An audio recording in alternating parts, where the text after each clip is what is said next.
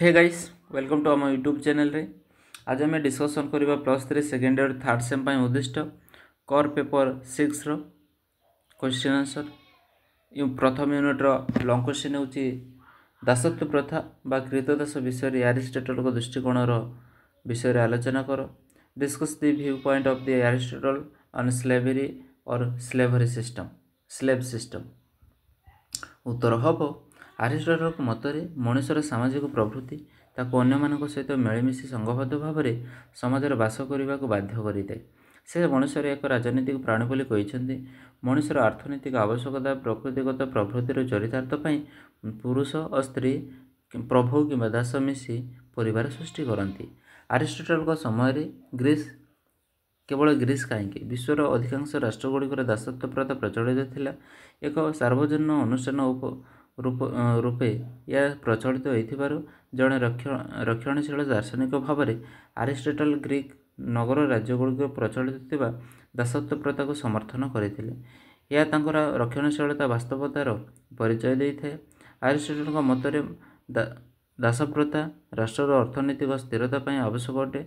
दास प्रथार विलोप हेले कृतदास मानक मुक्ति दिगले ग्रीस देशर अर्थनैतिक ध्वंस पाइजिबो बोली से कहिथिले। तेणु एरिस्टोटल दासत्व प्रथा को समर्थन करथिले। तांको मतरे दास प्रथा मनुष्य द्वारा सृष्टि नुहे बरं यह एक प्राकृतिक अनुष्ठान। तेणु यह विलोप करने संभवपर नुहे, करने उचित नुहे। केतेगुड़ी कारण एरिस्टोटल दासत्व प्रथा को समर्थन करछन्ति सेगुड़िक हेला। प्रथम पॉइंट होची प्राकृतिक दृष्टिकोण नेचुरल ग्राउंड।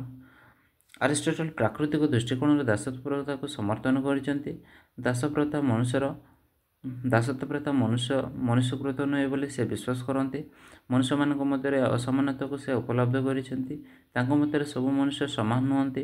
वंश परंपरा दृष्टि हो कि प्राकृतिकता दृष्टि हो मनुष्य मानक दुई भाग विभक्त करा जायछि। गोटे शासक गोष्ठी होइथिबा बेले अन्यटी होछि शासित गोष्ठी। गोटे मुनिब होइथिबा बेले अन्य होछि सेवक। तांको मध्य जड़े पुरुष और स्त्री सेवक एवं शिशु मानक उपरे निजर प्राधान्य विस्तार करिथे। जेपरी मनुष्यर आत्मा तार शरीर उपरे आधिपत्य विस्तार करिथे। 2 नंबर पॉइंट होछि युक्तिसंगत। एरिस्टोटल को मतरे दास प्रथा युक्तिसंगत अटे। उभय मुनिब व मालिक दास प्रथा पाई या अपरिहार्य अटे। मालिक मानक बुद्धि विवेक से दासत्व प्रथार उच्च स्थान में अधिष्ठित करिथांती। या बुद्धि विवेकर सेमानंको सेवक व दासत्व मानकठार पृथक करिଥାଏ।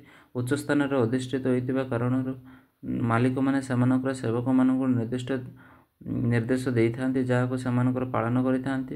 एरिस्टोटल मालिकंको से मानसिक शक्ति व बुद्धि विवेकर थिबा बेले सेवक माने शारीरिक शक्ति रही थाए। गोटे पारिवारिक उद्देश्य लक्ष्य साधन पाई उभय शारीरिक और मानसिक शक्तिर सम्मिश्रण आवश्यकता होता है। 3 नंबर पॉइंट होचे अपरिहार्य यूजफुलनेस। एरिस्टोटल मतरे केवल जे मालिक मानक पई दासत्व प्रथा अपरिहार्य ता नुहे सेवक मानक पई मध्य ता अपरिहार्य। मालिक मानक या राष्ट्र कार्य सामिल हेबा पई अवसर जोगाई देबा संगे संगे मालिक मानकर अर्थनैतिक समस्या समाधान करिते। 4 नंबर पॉइंट होचे उपयोगी। एरिस्टोटल मतरे समाजर मंगल तथा राष्ट्र निरापत्ता पई दासत्व प्रथा उपयोगी अटे। राष्ट्र बुद्धिमान व्यक्ति प्रायतः बुद्धिहीन अज्ञ व्यक्ति उपर निजर कर्तृत्व जाहिर करिଥାଏ। परिवार भरण पोषण पई दास प्रथा एक अपरिहार्य अटे। यह उदाहरण देवाक जाए एरिस्टोटल कहिसंते जे जड़े बढ़ई हथियार रे बा यंत्रपाति बिना तार कार्य करिपारिबो नै। जड़े छात्र कलम बिना लिखिपारिबो नै। सेपरि दास प्रथा को बाद देले परिवार परिचालना ठीक भाव में करा जाई पारिबो नै। राष्ट्र नागरिक मानकर अवसर ठीक भाव में जगै देवा सेमानक उचित मार्ग रे राष्ट्र शासन परिचालन करने को सुजोग पाई पारिबे नै। एही अवसर रे सुजोग केवल दास मानक द्वारा संभव हेबो। एणु राष्ट्र सुपरिचालन पाई दास प्रथार भूमिका गुरुत्वपूर्ण अटे। दास प्रथार विलोप कले राष्ट्र उन्नति और प्रगति बाधाप्राप्त हेबो। शेष में एरिस्टोटल कहिसंती कृतदास मानकर पिलामाने सबु समय पाई कृतदास सेवक नुहंती। तांको मतरे ମାନଙ୍କର ପ୍ରତି ଅମାନବୀୟ ବ୍ୟବହାର ଆଚରଣ ପ୍ରଦର୍ଶନ କରିବା ଉଚିତ ନୁହେଁ। ସେମାନଙ୍କ ପ୍ରତି ସ୍ନେହ, ମମତା, ଦୟା, କ୍ଷମା ମନୋଭାବ ପ୍ରଦର୍ଶନ କଲେ ସମାଜରେ ବିଭିନ୍ନ ଶ୍ରେଣୀର ବ୍ୟକ୍ତିବିଶେଷ ମଧ୍ୟ ସମନ୍ୱୟ ରକ୍ଷା କରାଯାଇପାରିବ। ଏବେ ଜାଣିବା କ୍ରିଟିସିଜମ୍। ଦାସତ୍ୱ ପ୍ରଥା ବିଷୟରେ କ'ଣ କ୍ରିଟିସିଜମ୍ ହେଇଥିଲା ସେ ବିଷୟରେ ଆମେ ଜାଣିବା। ପ୍ରଥମ ପଏଣ୍ଟ ହେଉଛି ମଣିଷମାନଙ୍କ ମଧ୍ୟରେ ଆରିଷ୍ଟଟଲ ଯେଉଁ ଶ୍ରେଣୀ ବିଭାଜନ କରିଛନ୍ତି ତାହା ଅଯୌକ୍ତିକ ଅଟେ।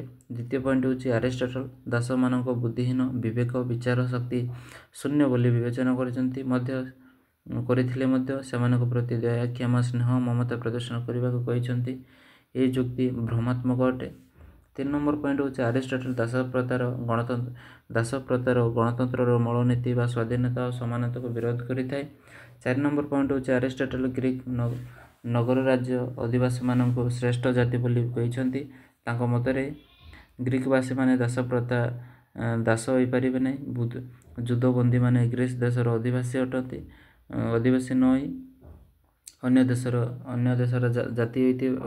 ଅନ୍ୟ ଜାତିର ହୋଇଥିଲେ ମଧ୍ୟ ସେମାନଙ୍କୁ ଦାସ କୁହାଯିବ। ଏହା ଯୁକ୍ତି ଆଦୌ ଗ୍ରହଣୀୟ ନୁହେଁ। 5 ନମ୍ବର ପଏଣ୍ଟ ହେଉଛି ଆରିଷ୍ଟଟଲ ମତରେ ମୁନିବ ଓ ମାଲିକମାନଙ୍କୁ ଅବସର ଯୋଗାଇବା ପାଇଁ ଦାସ ପ୍ରଥାର ଆବଶ୍ୟକତା ରହିଛି, କିନ୍ତୁ ଦାସତ୍ୱମାନଙ୍କ ସ୍ୱାର୍ଥର ସୁରକ୍ଷା ପାଇଁ ନୀରବ ରହିଛନ୍ତି। ଏହା ସେମାନଙ୍କ ପ୍ରତି ଅନ୍ୟାୟ ଅଟେ। ଶେଷରେ ଏହା କୁହାଯାଇପାରେ ଯେ ଆରିଷ୍ଟଟଲ ସମୟରେ ଗ୍ରୀସର ସାମାଜିକ ଆର୍ଥିକ ସ୍ଥିରତା, ରାଷ୍ଟ୍ରର ନିରାପତ୍ତା ଦୃଷ୍ଟିରୁ ଦାସତ୍ୱ ପ୍ରଥା ଅପରିହାର୍ଯ୍ୟ ଥିଲା, କିନ୍ତୁ ଏହା ଆଧୁନିକ ରାଷ୍ଟ୍ର ଶାସନ ପାଇଁ ଗ୍ରହଣୀୟ ନୁହେଁ। ଏହା ଥିଲା 10 ନମ୍ବର କ୍ୱେଶ୍ଚିନ୍। ପରବର୍ତ୍ତୀ ସମୟରେ ଆମେ 11 ନମ୍ବର କ୍ୱେଶ୍ଚିନ୍ ଡିସ୍କସନ୍ କରିବା।